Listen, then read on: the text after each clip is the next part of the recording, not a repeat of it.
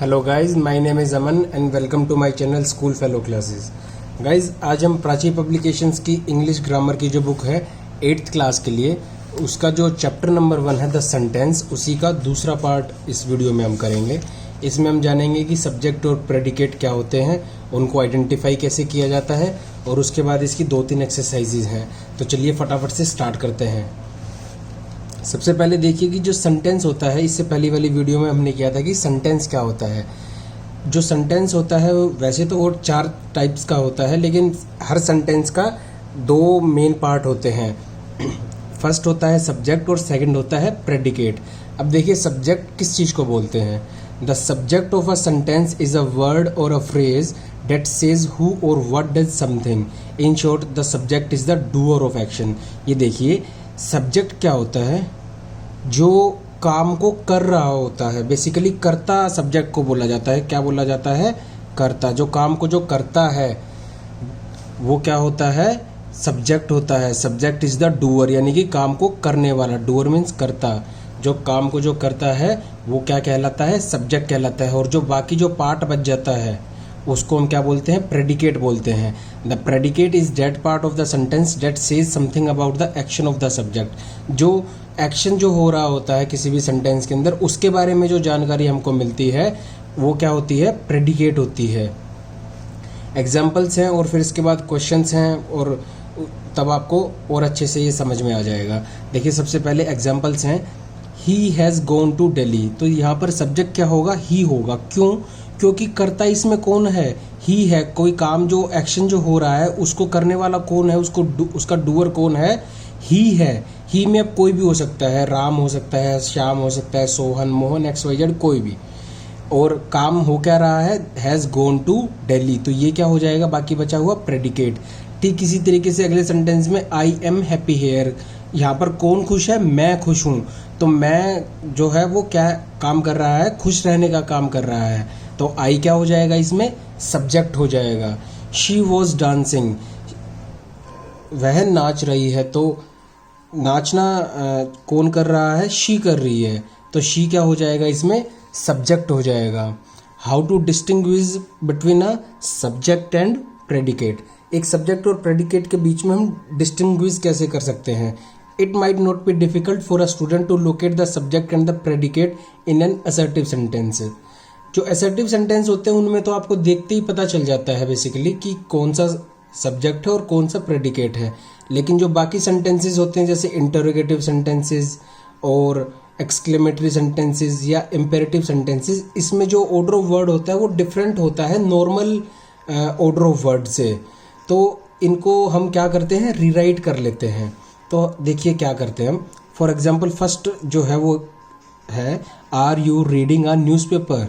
तो ये वैसे तो इंटरोगेटिव सेंटेंस है, मार्क्स साइन से भी पता चल रहा है। इसमें हम क्या करते हैं, जो हेल्पिंग वर्ब जो आगे निकल के आई होती है इसको हम सब्जेक्ट के बाद में लिख देते हैं ताकि हमको पहचानने में इजी रहे। तो इसको हम क्या लिख सकते हैं? You are reading a newspaper. तो यू क्या है?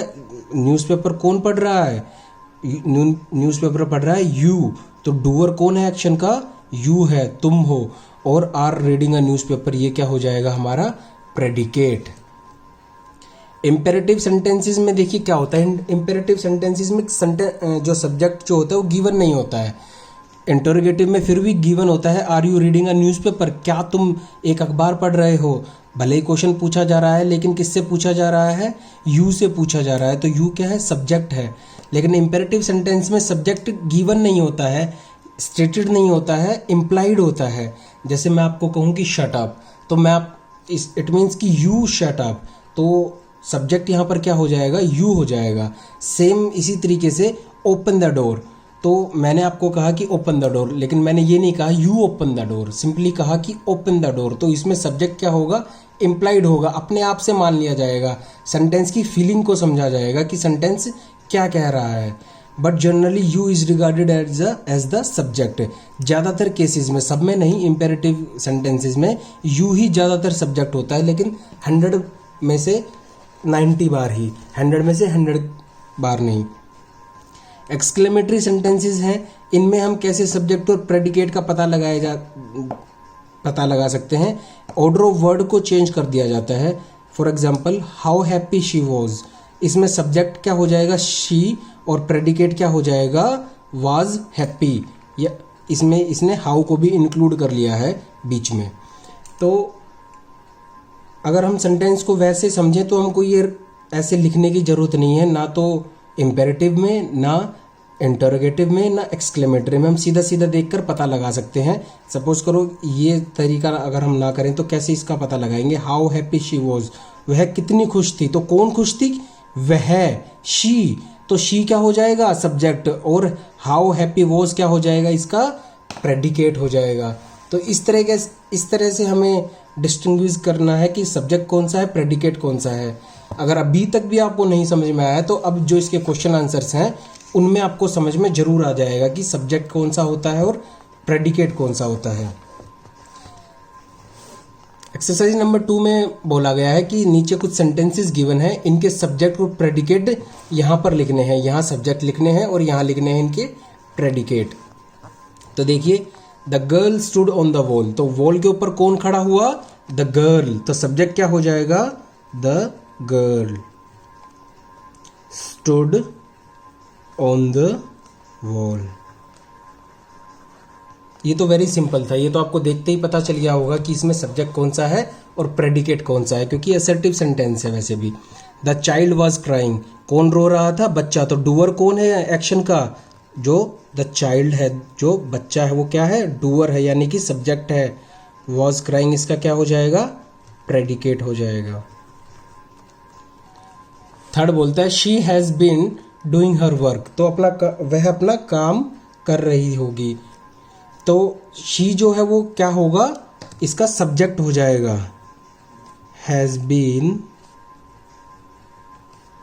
डूइंग हर वर्क, इसका क्या हो जाएगा, प्रेडिकेट हो जाएगा। बिकॉज सिंपल हमको सेंटेंस पढ़ना है और ये देखना है कि इसमें डूअर कौन है एक्शन का। जो डूअर होगा एक्शन का वो क्या हो जाएगा, सब्जेक्ट। बाकी बचा हुआ पार्ट उसका प्रेडिकेट हो जाएगा। फोर्थ क्या बोलता है, get out of the room. अब ये इंपेरेटिव सेंटेंस है, इसमें एक कमांड दी गई है get out of the room, कि रूम से बाहर चले जाओ। तो किसको कहा गया है, यू को। इसका मतलब क्या है, basically you get out of the room. तो इसमें सब्जेक्ट क्या हो जाएगा, हम खुद से ही इंप्लाई कर लेंगे, स्टेटेड नहीं होता है इंपेरेटिव में। Get out of the room. I hope कि आपको समझ में आ गया होगा। आपको अलग से लिखने की जरूरत नहीं है कि ये सेंटेंस जैसे यहाँ पे हमने, बस ये समझने के लिए था। आप जब क्वेश्चन जैसे यहाँ पे हमने रीराइट कर लिया था ना, हाउ हैप्पी शी वॉज को शी वॉज हैप्पी, इस तरीके से आपको करने की जरूरत नहीं है। जस्ट आपको सेंटेंस को समझना है, उसमें ये पता करना है कि डूअर कौन है। अगर आपको गिवन भी नहीं है, जैसे इंपेरेटिव में गिवन नहीं होता, तो आप खुद से इम्प्लाई कर लेंगे। 99% चांस तो यही है कि यू ही मिलेगा आपको, लेकिन कभी कभी अलग भी हो जाता है। चलिए आगे देखते हैं क्या है। मे आई हेल्प यू, तो इसमें मैं कह रहा हूं कि क्या मैं आपकी मदद कर सकता हूं। तो इसमें मेन डूअर कौन है एक्शन का, आई, और जो बाकी बचता है मे हेल्प यू, ये क्या हो जाएगा, इसका प्रेडिकेट हो जाएगा। हाउ शॉकिंग इट इज, तो ये कितना शॉकिंग है। तो जो इट है ये कोई चीज है, पता नहीं क्या है, कोई न्यूज है, कोई सीन है, कोई मूवी है, या जो भी है वो क्या है, शॉकिंग है। तो इट जो है वो सब्जेक्ट हो जाएगा, और हाउ शॉकिंग इज क्या है, इसका प्रेडिकेट। आई होप कि ये वाला सेंटेंस आपको समझ में आ गया होगा। ये टफेस्ट है, इससे टफ कुछ नहीं है। एक बार मैं फिर से आपको समझा देता हूँ। बोलता है कि how shocking it is. It यहाँ पर पता नहीं किसी चीज के लिए यूज किया गया है, लेकिन सारी जो चीज है वो वही है। कुछ भी सपोज कीजिए कि इट यहाँ पे क्या है कि कोई न्यूज है कि कार एक्सीडेंट में कुछ लोग मारे गए, तो उसको हम बोलते हैं कि उसको बोला जा रहा है हाउ शॉकिंग इट इज। तो वो जो सीन था जो कार एक्सीडेंट वाला, उसके लिए यहाँ पर क्या किया गया है, इट यूज किया गया है। तो इट क्या हो जाएगा, इसका सब्जेक्ट हो जाएगा, और हाउ शॉकिंग इज इसका प्रेडिकेट हो जाएगा। तो इस तरीके से आपको देखना है। जरूरी नहीं है कि सब्जेक्ट स्टार्टिंग में ही गिवन हो, बीच में भी गिवन हो सकता है और लास्ट में भी गिवन हो सकता है। 7th बोलता है shall we go to the school tomorrow. तो इसमें वी सिंपल है, क्या हो जाएगा, सब्जेक्ट, और शैल गो टू स्कूल टुमारो इसका प्रेडिकेट हो जाएगा। टुमारो की स्पेलिंग आपने याद रखनी है TOMORROW और लास्ट में साइन इंटरोगेशन का। 8th बोलता है has he been watering the plants. इस अभी ये भी क्या है, इंटरोगेटिव है। इसमें सीधा सीधा क्या है निकल के आता है, सब्जेक्ट ही निकल के आता है, क्योंकि डूअर कौन है, has he been watering the plants, क्या वो पौधों को पानी दे रहा होगा, तो काम का डूअर कौन है, ही है। और has been watering the plants इसका प्रेडिकेट हो जाएगा, वाटरिंग द प्लांट्स, लास्ट में साइन इंटरोगेशन का।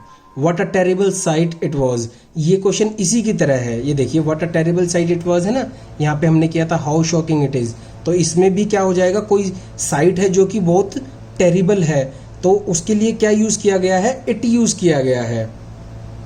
तो इट क्या है, इस सेंटेंस का सब्जेक्ट है। और what a terrible site was, ये क्या हो जाएगा, इसका प्रेडिकेट हो जाएगा। आई होप कि आपको अच्छे से समझ में आ रहा होगा। लास्ट इसका बोलता है the old man and the women were sitting on the platform. इसका जो ये सब्जेक्ट है वो यहाँ से लेकर के यहाँ तक होगा, क्योंकि जरूरी नहीं है कि एक ही सब्जेक्ट हो। मतलब सब्जेक्ट तो बेसिकली एक होता है, लेकिन हो सकता है वहाँ पे 2 या 4 या 10 या 20 50 100 आदमियों के बारे में बात करी गई हो, तो वहाँ पर सब्जेक्ट वही हो जाता है। लाइक मैं अगर बात करूँ कि everybody should donate the blood, तो मतलब हर किसी को ब्लड डोनेट करना चाहिए, तो इसमें एवरीबडी क्या हो जाएगा, सब्जेक्ट हो जाएगा। तो जिसकी जो डूअर होता है एक्शन का, चाहे वो एक आदमी हो, 10 हो, 100 हो, 2 लाख हो, कितने भी हो, सब्जेक्ट उसका वही रहेगा। तो इसमें क्या है, the old man and the women, ये आपका सब्जेक्ट हो जाएगा। यहाँ पर थोड़ा स्पेस कम है इसलिए मैं आपको लिख के नहीं दिखा रहा हूँ। और were sitting on the platform, इसका क्या हो जाएगा, प्रेडिकेट हो जाएगा, were sitting on the platform.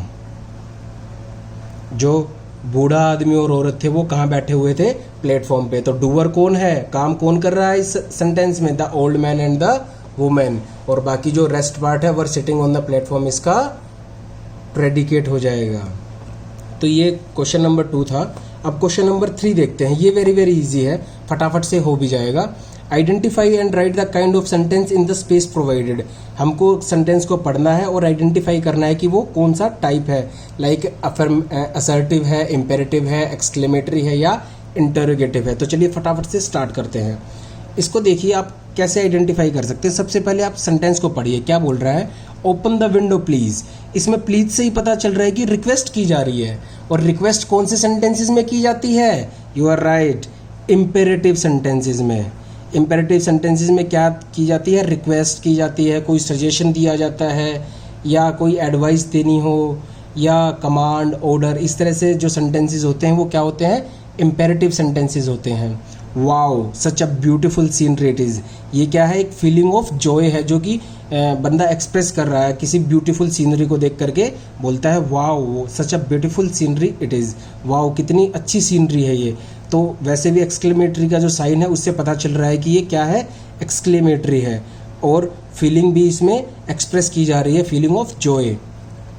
Feeling होती है जॉय की, सोरो की, सरप्राइज की, शॉक की, ये सारी फीलिंग्स जो होती हैं ये कौन से सेंटेंसेस में आती हैं, एक्सक्लेमेटरी में आती हैं। और उनके साथ हमेशा आपको ये वाला साइन जरूर मिलेगा। The children are swimming in the pond, journal statement है, कोई ऑर्डर दिया जा रहा है, नहीं दिया जा रहा है। अब इसको देखो, एक तरीका और है, मैं आपको बता देता हूँ। जब आप कोई भी सेंटेंस पढ़ेंगे और आपको पता नहीं चल पा रहा है कि ये कौन सा सेंटेंस है, तो आपको ये तो पता है ना कि 4 तरीके के सेंटेंस होते हैं, असर्टिव, इम्पेरेटिव, इंटरोगेटिव और एक्सक्लेमेटरी। तो एक एक से आप इसको एलिमिनेट करना स्टार्ट करो। सबसे पहले देखो कि कोई साइन है यहाँ पे इंटरोगेशन का, नहीं है, तो ये इंटरोगेटिव तो हो ही नहीं सकता। फिर उसके बाद देखो एक्सक्लेमेटरी का साइन है, तो एक्सक्लेमेटरी का साइन नहीं है, तो ये एक्सक्लेमेटरी सेंटेंस भी नहीं हो सकता। अब बचते हैं क्या, असर्टिव और इम्पेरेटिव। असर्टिव में क्या होता है कि किसी चीज़ के बारे में कोई चीज़ स्टेटमेंट के रूप में बताई जाती है, या मतलब इम्पेरेटिव जो सेंटेंस असर्टिव जो सेंटेंस होता है वो हमको बताता है किसी चीज़ के बारे में कुछ, मतलब समथिंग के बारे में समथिंग बताता है। तो the children are swimming in the pond, childrens के बारे में बता रहा है कि चिल्ड्रन क्या कर रहे हैं, स्विमिंग पोंड के अंदर, मतलब पोंड के अंदर क्या कर रहे हैं, स्विमिंग कर रहे हैं। तो ये सेंटेंस कौन सा हो जाएगा, असर्टिव हो जाएगा। इम्पेरेटिव तो हो नहीं सकता क्योंकि इसमें ना तो कोई कमांड दी गई है, ना ऑर्डर दिया गया है, या कुछ और इस तरीके से नहीं कहा गया है। देखते ही पता चल रहा है कि कौन सा है ये, इंटरोगेटिव है। कैसे ही देखते पता चल गया हमको, बिकॉज यहाँ पे साइन किस चीज़ का है, इंटरोगेशन का है। और वैसे भी अगर हमको इससे ना पता लगाना हो तो हम इसको पढ़ के भी पता लगा सकते हैं। Did you find the book interesting, क्या आपको ये किताब इंटरेस्टिंग लगी? तो इसमें कुछ क्वेश्चन पूछा जा रहा है, और क्वेश्चन जिसमें पूछा जाता है वो सेंटेंस कौन सा होता है, इंटरोगेटिव होता है। फिफ्थ है let us go out for a walk. कहा जा रहा है कि चलो हम एक वॉक पे चलते हैं, बाहर हम एक वॉक पे चलते हैं। तो किसी से रिक्वेस्ट की जा रही है, या बेसिकली हो सकता है किसी को ऑर्डर दिया गया हो, सिचुएशन के ऊपर डिपेंड करता है। एक्सक्लेमेटरी नहीं है क्योंकि साइन नहीं है, इंटरोगेटिव नहीं है क्योंकि साइन नहीं है, और असर्टिव क्यों नहीं है क्योंकि ये किसी चीज़ के बारे में कुछ नहीं बता रहा है। बस एक रिक्वेस्ट या ऑर्डर की जा रही है किसी से कि चलो आओ हम बाहर चलते हैं वॉक के लिए। तो कौन सा सेंटेंस हो जाएगा ये, इम्पेरेटिव सेंटेंस हो जाएगा। और 99% चांस है कि जब लेट से शुरू होता है कोई भी सेंटेंस तो वो क्या होता है, इम्पेरेटिव होता है। 100% नहीं कह रहा मैं, 99% ऑफ द टाइम कह रहा हूँ। सिक्स्थ क्या बोलता है, I shall not go to the village tomorrow. मुझे कल विलेज में नहीं जाना चाहिए, या कल मैं विलेज में नहीं जाऊंगा। तो इसमें अपने बारे में ही कुछ बात बताई जा रही है, और जब किसी चीज़ के बारे में कुछ बात बताई जाती है तो वो कौन सा सेंटेंस हो जाता है, असर्टिव सेंटेंस। अगर आपको ये देखते ही पता नहीं चला कि ये क्या है तो इससे पहले वाली वीडियो को आप कम से कम 2 बारी और देखो। What are you searching for, सीधा सीधा साइन देख के पता चलता है क्या है, इंटरोगेटिव है। और सेंटेंस को पढ़ के भी पता लगाया जा सकता है कि सेंटेंस क्या बोलता है, what are you searching for, मतलब तुम क्या ढूंढ रहे हो। तो इसमें क्वेश्चन पुट किया गया है, और क्वेश्चन पुट जिसमें किया जाता है वो सेंटेंस कौन सा होता है, interrogative. Send the letters by post, letters को कैसे भेजो, पोस्ट से भेजो। ये एक ऑर्डर दिया जा रहा है, ये किसी चीज़ के बारे में, किसी चाइल्ड या किसी ही शी इट के बारे में कुछ बात बताई जा रही है, नहीं, सिर्फ एक ऑर्डर दिया जा रहा है कि लेटर्स को पोस्ट से भेज दो। तो ये कौन सा सेंटेंस हो जाएगा, imperative sentence. May you prosper, ये है एक्सक्लेमेटरी। एक तो साइन से ही पता चल रहा है, और एक इसमें विश को दिखाया गया है कि जैसे मे यू प्रोस्पर की मतलब तुम फलो और फूलो। तो ऐसे सेंटेंसेस कैसे होते हैं, एक्सक्लेमेटरी सेंटेंसेस होते हैं। I have not spent all my money, तो इसमें मैंने ही अपने बारे में कुछ बात बताई कि I haven't spent all my money, कि मैंने अपने सारे पैसे खर्च नहीं किए हैं। तो जब किसी चीज़ के बारे में कोई चीज़ बताई जाती है, कोई स्टेटमेंट दी जाती है, तो वो सेंटेंस क्या हो जाता है, असर्टिव सेंटेंस हो जाता है। आई होप कि अब आपको अच्छे से क्लियर हो गया होगा कि interrogative sentences, assertive sentences, exclamatory sentences और इंपेरेटिव सेंटेंसेस कौन से होते हैं और उनको आइडेंटिफाई कैसे किया जाता है। एक्सरसाइज नंबर 4 है, ये भी काफ़ी इजी एक्सरसाइज है। इसमें कुछ फिल इन द ब्लैंक्स दिए गए हैं जिसमें कि हमको अप्रोप्रिएट सब्जेक्ट्स भरने हैं। ये प्रेडिकेट्स गिवन है सारे यहाँ पे, और हमको सब्जेक्ट भरने हैं। तो रैन अक्रॉस द स्ट्रीट, यहाँ पे हम कुछ भी लिख सकते हैं, the dog ran across the street, या she ran across the street. मैं सिंपल से सिंपल लिखवा देता हूँ, या he ran across the street. Even ये भी लिख सकते हैं कि I ran across the street. Second है on my mother's face was the reason of her beauty, मेरी माँ के चेहरे पे जो था वो कारण था उनकी ब्यूटी का। तो smile, basically smile on my mother face, जो मेरी मम्मी के चेहरे पे स्माइल रहती है वो उनकी खूबसूरती का कारण है। तो थर्ड, इसी के साथ हम आगे बढ़ते हैं थर्ड पे। डैश क्वेश्चन द सस्पेक्ट, मतलब किसने क्वेश्चन आंसर मतलब इंटरोगेशन की सस्पेक्ट के साथ। तो the police question the suspect, या सीबीआई टीम, या कोई भी इस तरीके से आप लिख सकते हैं अपनी मर्जी से भी। इसकी अगर हम हिंदी बनाएं तो क्या बनेंगी, the police question the suspect. Suspect यानी कि कोई क्राइम हुआ है, उसके अंदर किसी के ऊपर शक है पुलिस को, उसको सस्पेक्ट बोला जाता है। उससे क्या किया, उससे पूछताछ की, उससे क्वेश्चन आंसर्स किए। Dash use less gasoline then larger vehicle, gasoline basically वैसे देखा जाए तो पेट्रोलियम ही होता है, एक पेट्रोलियम का ही पार्ट होता है जिससे हमारे इंजन्स चलते हैं गाड़ियों के या किसी और चीज़ के। तो बेसिकली इसमें क्या आएगा, smaller vehicles use less gasoline then larger vehicles. जो छोटे जो व्हीकल होते हैं वो कम गैसोलीन यूज़ करते हैं लार्जर व्हीकल से। तो इसी के साथ फिफ्थ है dash came to fix the bathroom fittings, तो कौन आता है बाथरूम की फिटिंग्स करने के लिए, the plumber. The plumber came to fix the bathroom fittings.